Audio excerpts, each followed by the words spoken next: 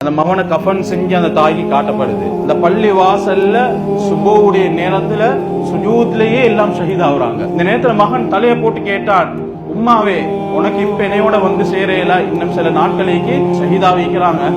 எல்லாத்தையும் அள்ளி அள்ளி ஒரு பேக்ல போட்டு இந்த பேக்ல பிக்சர்ஸ் ஒரு பேக் 70 கிலோ சனிக்கிழமை 2ஆம் வாரம் கிட்டத்தட்ட, அதாவது ஸ்ரீலங்கா நேரப்படி 8:30 கஸ்ஸால தாபிஈன் என்ற ஒரு மதரசா, ஹிஃப்ஸ் மதரசா, அந்த போருடைய ஆரம்ப காலகட்டத்தில் ஒரு ஹாஃபிஸ் ஷஹீதான, நான் இன்னைக்கு முன்னால சொல்லியிருப்பேன், உசாமா முகமது அல் அலீரி, 6 வயசும் 3 மாசமும். இவன் இந்த சாதனை நின்றா ஷஹீதா கூடிய நேரத்தில் முழு குர்ஆனை மனனம் செஞ்சிருந்தான். சுப்ஹானல்லாஹ், 6 வயசு 3 மாசம் முழு குர்ஆனை மனனம் செய்த ஒரு ஹாஃபிஸ் ஷஹீத். இதே மதரசாவோட ஒரு ஜும்மா பள்ளி இருக்குது. போன மாசம் 10ஆம் தேதி சனிக்கிழமை 100 கணக்கானவங்க சுபோ தொழுகிறாங்க. தொழக்கூடிய நேரத்துல ஒரு மிசைல் வான்வழி தாக்குதலால தாக்கப்பட்டு இந்த பள்ளி வாசல்ல சுபோவுடைய நேரத்துல சுஜூத்லயே எல்லாம் ஷஹீதாகுறாங்க. கவலையான விஷயம் என்னென்றா, அன்பான சகோதரர்களே, அந்த மிசைல் தாக்கப்பட்டதன் பின்னால மற்ற மக்கள் எல்லாம் ஓடுறாங்க அந்த பள்ளி வாயில நோக்கி.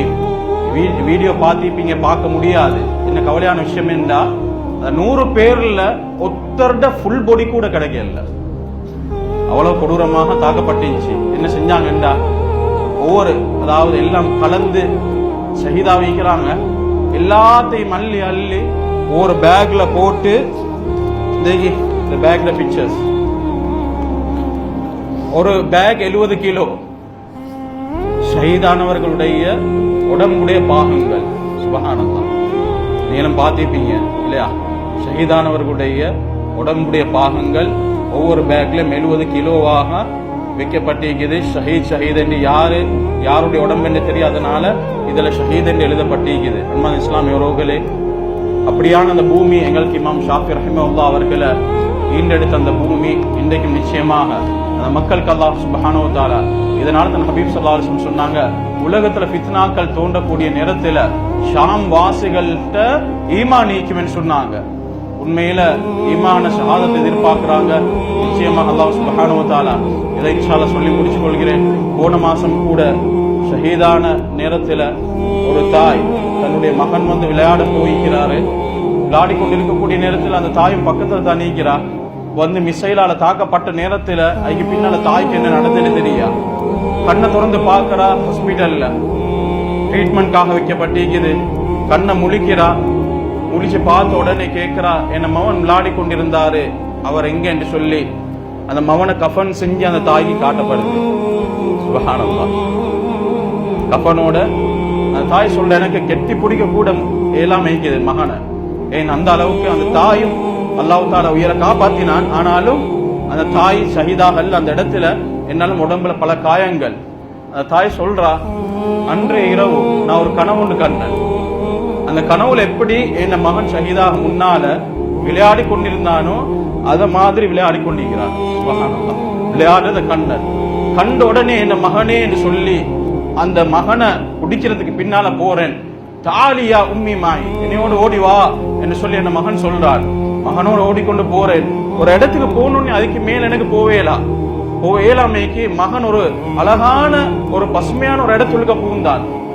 மகனை காணல, எனக்கும் கிராஸ் பண்ணலாமைக்கு.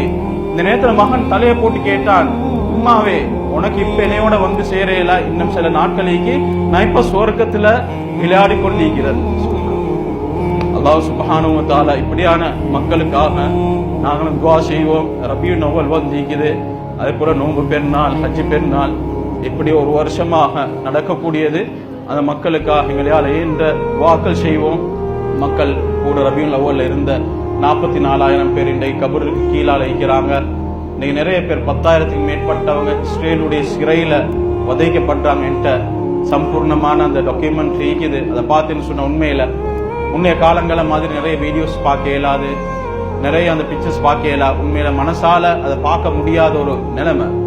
என்ன கவலையான ஒரு விஷயம் என்னன்னு சொன்ன மேலான சகோதரர்களே, ஹபீப் ஸல்லல்லாஹு அலைஹி வஸல்லம் அவங்க, அதாவது அந்த காயப்பட்டவர்கள் 94,000 பேர் இருக்கிறாங்க. காயப்பட்டவங்க ஓரால.